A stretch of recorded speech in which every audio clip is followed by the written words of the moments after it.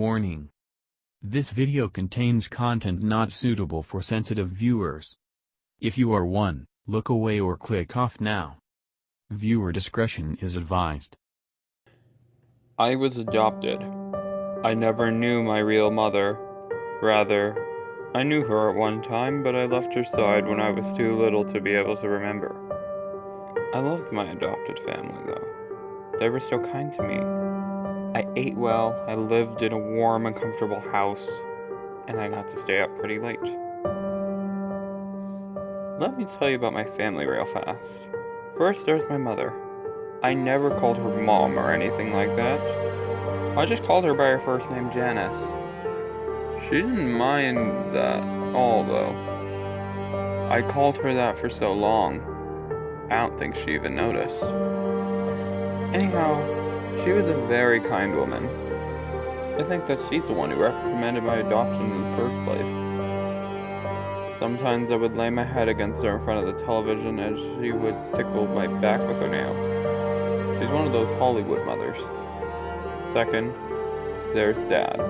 His real name was Richard. But he never really liked me much, so I began to refer to him as Dad in a desperate attempt to gain his affection. It didn't work.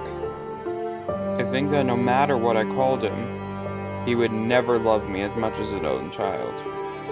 That's understandable, so I didn't really press the matter.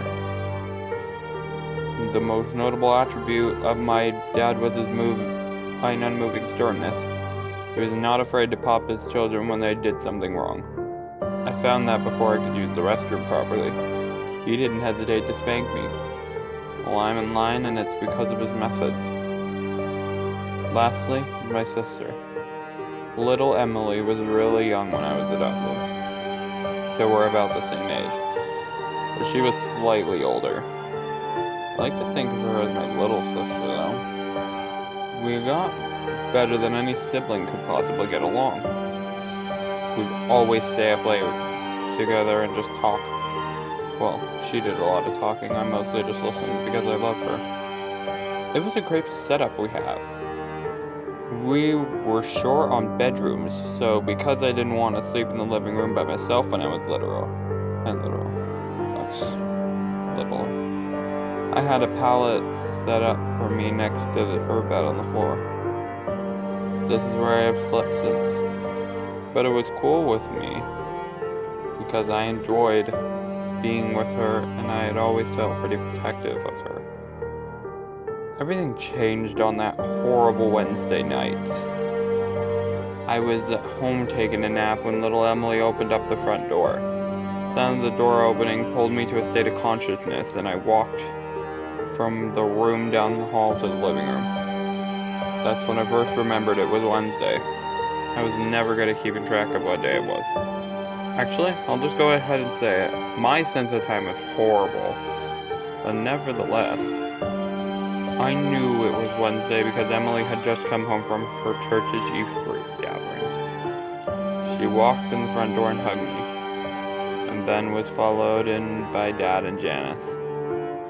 "You have a good nap?" Janice said teasingly as she ruffled up my hair.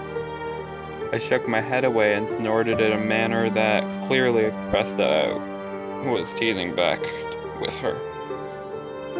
"Don't you snort at your mother like that," said my father gruffly with authority. He shut the door behind him and hung up his coat. I was clearly joking, I growled under my breath. He must not have heard me because I didn't feel him smack me. Emily then proceeded to our room and I followed. She started telling me about the other day. You know, usual teenage girl stuff. But I listened so that she would feel better. After her summary, she suggested watching TV, and I obliged, and jumped onto the couch as she was going for the remote. She rolled her eyes at my little brother-like immaturity and scooted me over and sat down. The TV turned on and we watched it together until the sun went down. Emily was the kind of girl that, instead of watching cartoons and soap operas, would rather watch Discovery and Animal Planet and National Geographic. I like those too, so I didn't mind. Actually, those were the only channels that could hold my attention. So it got late, and Janice woke up behind the sofa. Emily, it's past your bedtime. Turn off the television and go to your room. You too, she pointed at me. Emily turned off the program we were watching and grudgingly and stood up. She started down the hallway to her room. As I followed, I couldn't shake the feeling that something wasn't right. We went into our room and Emily turned off the light. Just as she did, I caught a flash of movement out of the corner of my eye. It was out the window. But as soon as I redirected my line of sight where the window was, no longer in my peripheral vision. What it was that I thought I saw was gone. I still remained alert for my sister's sake. I laid there in the darkness. Nothing but a thin ray of light from the street lamp outside to illuminate the room. It wasn't much. Time and time again I could have sworn that I heard subtle sounds just out the window. A twig break, leaves crunching, clothes jostling, and all the while I could smell the faint stench of sweat and blood. I kept my eyes open most of the night. The sounds outside subsided, and the smell left my nose. I began to feel at ease. My eyelids closed. Not long after that, I heard a very loud crash on the other side of the house. I was up in an instant. "There's someone in the house!" I barked with extreme adrenaline coursing through me. "Wake up!" I shrilly pleaded with Emily. She did, and as soon as I saw her sit up, I ran to my parents' room. Dad was dead. His neck was splayed open and gaping as blood spilled out of it, off the bed and onto the floor. I saw the master bedroom door was closed. Just before, on the outside was a man. A man. I don't feel comfortable calling it that. He was very large and rugged. He turned around and saw me. That's when I saw him accurately for the first time. I won't forget it.